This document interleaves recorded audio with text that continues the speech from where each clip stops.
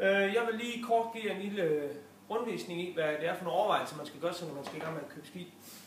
Hvis vi starter med de helt brede, altså de her off-piste ski, så vil man sige, at det er generelt kendetegnet for de folk, der virkelig vil ud og køre noget pudder, eventuelt SSA med helikopter osv.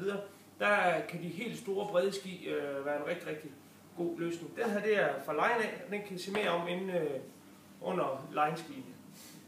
Men det der er kendetegnet, det er som sagt, at man har en meget, meget, meget bred ski, og så er der masser af rocker i. Rocker, det er jo noget nyt, der er kommet i år. For lige bedst at vise, hvordan det fungerer, så er det egentlig ved, at hvis man tager sådan 2 ski her, så kan I godt se, så buer det ud fra enden af. Og det gør selvfølgelig, at man får lidt mere opdrift ude i off-pisten, og det er jo rigtig, rigtig vigtigt.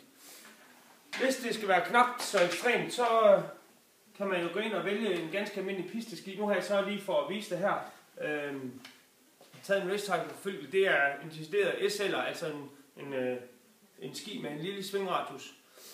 Den er meget, meget smal under foden, hvilket gør, at den er hurtigere fra kant til kant. Man kan sige, at tendensen den er lidt generelt, at skien er blevet lidt bredere under foden, fordi det er det, der gør, at også når det bliver kørt lidt mere op i løbet af dagen, og sådan noget, så er de lidt nemmere at stå på. Hvis man sådan er lidt til det hele, så kan man også vælge over mountainskiene, som er noget af det, der bliver sådan rigtig meget af nu.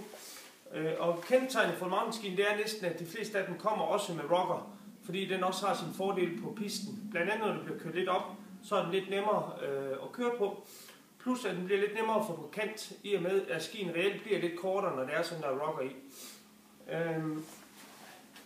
Ellers så kan det være, at du er en tur til parken, og så er det jo selvfølgelig twin-tip-skiene, som man skal vælge. Twin-tip-skiene i dag er trods alt blevet så gode, at de faktisk også mange af dem er rigtig, rigtig gode på pisten, og også kan være et fint valg til den løber, som gerne vil ligge og lege lidt og køre lidt mere loose eller lidt mere afslappet. Der er twin-tip-skiene noget af det, der går rigtig meget af, specielt til de unge, kan man sige. Der sælger vi rigtig, rigtig mange twin-tip-ski. Men alt i alt, altså de overvejelser, man skal gøre sig først og fremmest, det er, hvor meget har man stået på ski, og hvad er det for noget skiløb, man kører. Jo mere man har stået, jo stivere ski skal du have, altså jo mere torsionsstiv ski skal du have. Og torsionsstivhed, det er altså vridningsmomentet heroppe, og jo stivere skien er, jo sværere bliver den reelt også for på kant, men jo mere stabil vil den også blive ved høj fart. Så der er masser af overvejelser, man kan gøre sig, og hvis I er i tvivl, så er I selvfølgelig mere end velkommen til at ringe til os. Men det var lige en lille hjælp på vejen.